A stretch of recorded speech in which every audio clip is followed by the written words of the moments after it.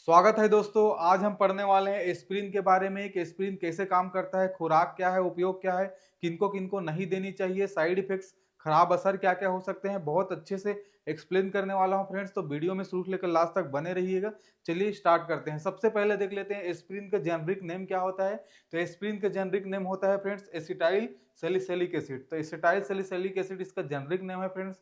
और देख लेते हैं कि कौन सा ड्रग ऑफ क्लास में आता है। तो ये नसेट्स में आता है फ्रेंड्स। नसेट्स का फुल फॉर्म होता है non steroidal anti inflammatory drugs.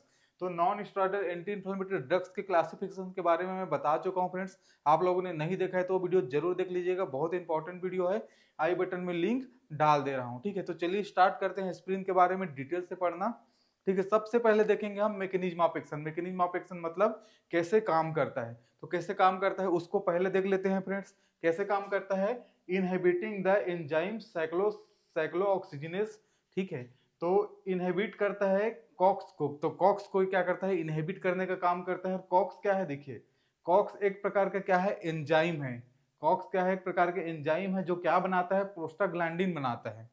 COX एक प्रकार के एंजाइम है जो प्रोस्टाग्लैंडिन बनाता है। और जब ये प्रोस्टाग्लैंडिन बनाता है तो उसके कारण क्या होता है, शरीर में इन्फ्लामेशन, सूजन पैदा होती है, पेन दर्द होता है, फीवर बुखार होता है। तो सूजन दर्द बुखार पैदा होता है जब ये प्रोस्टाग्लैंडिन बनती है। तो ये दवाई देके हम क्या करेंगे, जो कॉक्स है साइक्लोऑक्सीजिनेस जो है उसको क्या कर देंगे, इनहिबिट कर देंगे, रोक देंगे, ब्लॉक कर देंगे। तो जब ये कॉक्स क्या होगा, इनहिबिट होगा, ब्लॉक होगा, तो ये सूजन दर्द बुखार पैदा नहीं कर पाएगा और हमारे शरीर में सूजन दर्द बुखार रहेगा वो ठीक हो जाएगा। तो ऐसे करके ये ठीक करता है। ये इसका फर्स्ट काम हो गया फ्रेंड्स। सेकंड काम ये क्या करता है, ब्लड थिनिंग का काम करता है। ब्लड थिनिंग मतलब खून को पतला करने का भी काम करता है। तो ये दो काम ये एस्पिरिन करता है फ्रेंड्स। ठीक है, अब देख लेते हैं इसके डोज, खुराक के बारे में।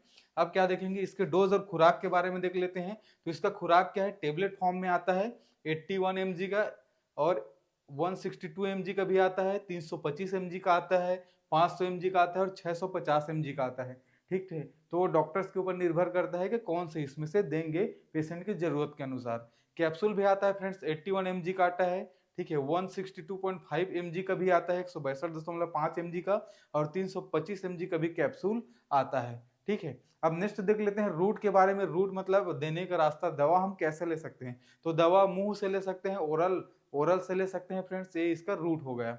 अब देख लेते हैं इंडिकेशन यूजेस के बारे में कि किनको किन किन पेशेंट को ये दे सकते हैं, उसका उपयोग क्या है।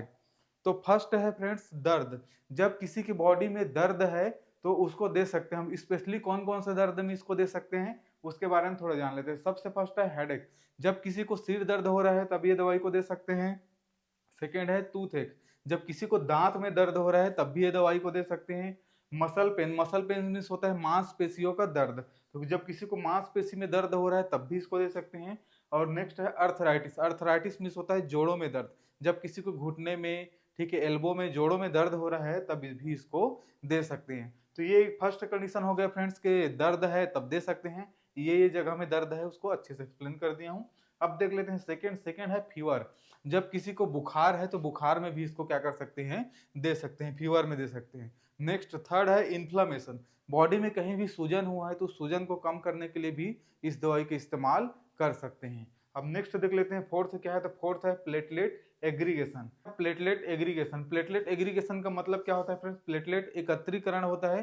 प्लेटलेट एकत्रीकरण का मतलब होता है बहुत सारा प्लेटलेट एक जगह इकट्ठा होकर क्लोटिंग बना लेते हैं। तो जब भी क्या है ये क्लोटिंग बनता है तो हार्ट में और कई जगह पे जाके ब्लॉकेज कर सकता है, वहां पे जाके ब्लॉक कर सकता है। तो उस ब्लॉकेज को दूर करने के लिए, बचाने के लिए कुछ कुछ पेशेंट में, ठीक है, इसको पहले ही दे दिया जाता है एस्प्रिन को।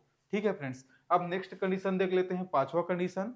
ठीक है, तो पांचवा कंडीशन में क्या है, पोस्ट सर्जरी। पोस्ट सर्जरी मतलब ऑपरेशन के बाद। ऑपरेशन के बाद इसको देते हैं। स्पेशली देख लेते हैं कौन सा ऑपरेशन के बाद देते हैं। तो हार्ट सर्जरी, किसी को हृदय में ऑपरेशन हुआ है, हृदय रोग का ऑपरेशन हुआ है, तो उसको, उसमें क्या होता है, ऑपरेशन के बाद इकोस्प्रिन नाम का आता है इसका ब्रांड नेम, तो उसको क्या है दे देते हैं। और भी कई नेम से आता है। ठीक है, तो एस्प्रिन को पोस्ट ऑपरेटिव हार्ट सर्जरी के बाद भी दिया जाता है। बहुत सारी हार्ट सर्जरी के बाद इसका उपयोग किया जाता है। तो ये इसके उपयोग रहे फ्रेंड्स, कौन कौन से कंडीशन में देते हैं। अब नेक्स्ट देख लेते हैं इसके कॉन्ट्राइंडिकेशन के बारे में। तो कॉन्ट्राइंडिकेशन देख लेते हैं कौन कौन सा है। कॉन्ट्राइंडिकेशन वार्निंग, किनको नहीं देना चाहिए। तो किनको नहीं देना चाहिए, फर्स्ट है अवॉइड चिल्ड्रन। बच्चों को नहीं देना चाहिए। फर्स्ट है बच्चों को नहीं देना चाहिए। क्यों नहीं देना चाहिए? बच्चों में क्या है, ये राइन्स सिंड्रोम कर सकता है। राइन्स सिंड्रोम रेयर लेकिन बहुत गंभीर बीमारी है फ्रेंड्स। ठीक है, बहुत कम लोग होता है लेकिन बहुत गंभीर बीमारी है। इसमें क्या होता है, मस्तिष्क में सूजन आ जाती है, जो ब्रेन है उसमें सूजन आ जाती है, कई बार कोमा भी चल जाता है और डेथ भी हो सकती है। ठीक है, तो बच्चों में नहीं देना है। नेक्स्ट अगर देखें तो एस्प्रिन से अगर किसी की एलर्जी है, एस्प्रिन लेते ही कुछ एलर्जिक रिएक्शन हो जा रहा है, एलर्जी है उसको, तब भी ये इस पे एस्प्रिन जो है नहीं देंगे। ठीक है, नेक्स्ट देख लेते हैं। नेक्स्ट है stomach ulcer. Stomach ulcer means होता है पेट में छाला।